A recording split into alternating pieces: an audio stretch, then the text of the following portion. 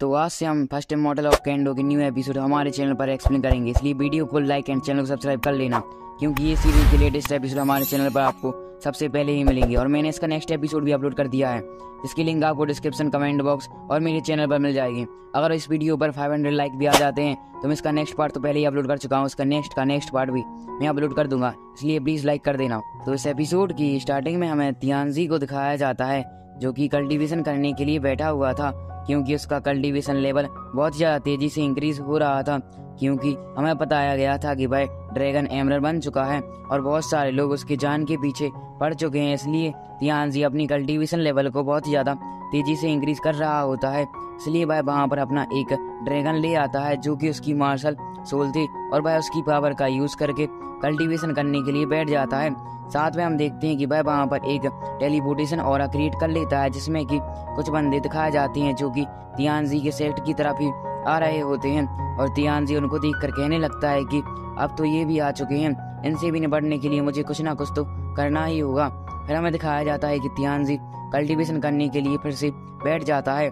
इसके बाद हमारा सीन यहाँ से कट हो जाता है। फिर हमें दिखाया जाता है उन्हीं तीनों बंदों को, जिनको तियानजी देख रहा होता है। साथ में भाई तियानजी के रेस्टोरेंट में आ चुके हुए होते हैं। साथ में भाई वहाँ पर आकर कहने लगते हैं कि यहाँ पर ही हमें तियानजी मिलेगा और आज हम उसको जान से मार कर ही जाएंगे।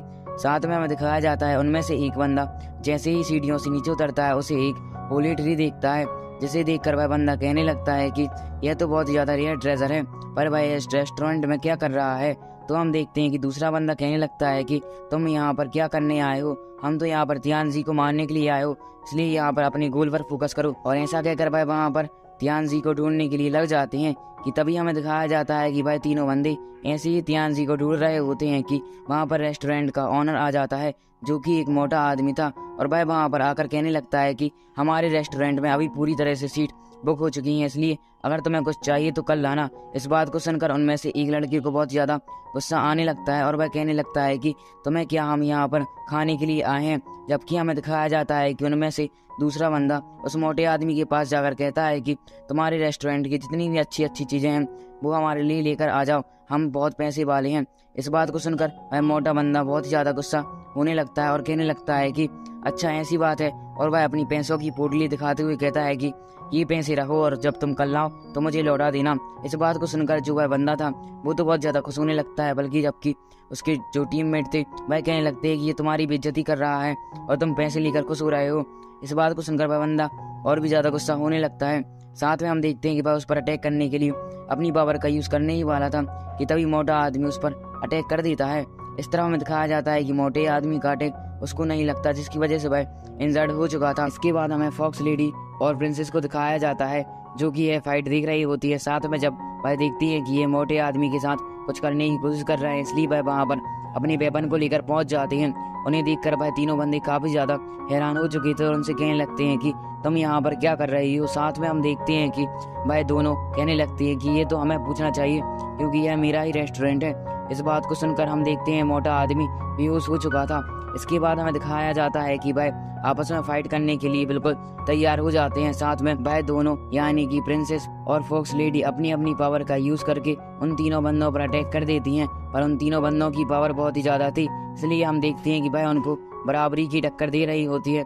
साथ में भाई तीनों बंदे उन दोनों लड़कियों से बोल रहे होते हैं कि हमें तियानजी के पास ले चलो, क्योंकि हमारा तुमसे कोई भी ज्यादा दुश्मनी नहीं है, इसलिए बिना बात के पंगा मत लो। और हम देखते हैं कि भाई दोनों कहने लगती हैं कि तुम्हें तियानजी से मिलने के लिए हमसे फाइट करनी होगी और हमें ही हराना होगा। इस बात को सुनकर उन तीनों बंदों में से एक लड़का उन दोनों पर अटैक करने के लिए आगे आता है, और हम देखते हैं कि वह डिफेंस करती जा रही। फिर हमें दिखाया जाता है कि उन तीनों के बीच में आइकॉनिक लेवल की फाइट होने लगती है। साथ में हम इस तरफ देखते हैं तियानजी जो कि कल्टीवेशन कर रहा था। साथ में हमें दिखाया जाता है कि वह अपनी टेलीपोर्टेशन ऑरा की मदद से वहाँ पर यह सब दृश्य दिख रहा होता है, किस तरह यह तीनों बिंदु उन दोनों से लड़ने की कोशिश कर रहे हैं। और हम दिखाया जाता है तियानजी जो कि अपने कल्टीवेशन लेवल को पूरा कर चुका हुआ होता है, इसलिए वह कहने लगता है कि अब इनसे फाइट करने की मेरी बारी आ चुकी है। और ऐसा कहकर वह अपने स्पिरिचुअल हैंड बना लेता है और उनको सीधे ही टेलीपोर्टेशन ऑरा की मदद से उन वहाँ पर भेज देता है।